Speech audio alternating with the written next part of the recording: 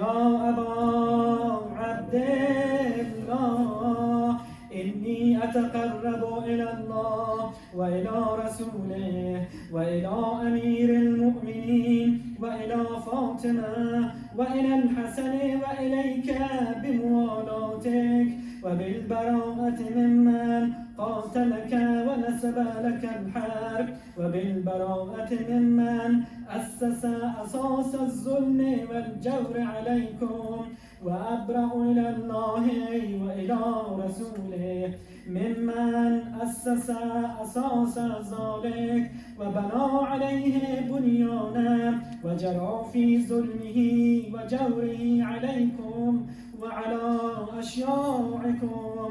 برئت إلى الله وإليكم منهم وتقرب إلى الله ثم إليكم بموالاتكم وموالاة وليكم وبالبراءة من أعدائكم والناصبين لكم الحرب وبالبراءة من أشياعهم وأتباعهم.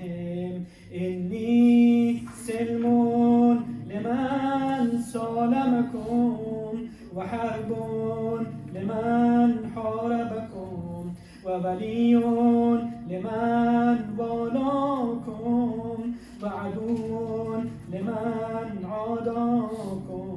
فأسأل الله الذي أكرمني بمعرفتكم ومعرفة أوليائكم ورزقني البراءة من أعدائكم أن يجعلني معكم في الدنيا والآخرة وأن يثبتني عندكم قدم صدق في الدنيا والآخرة.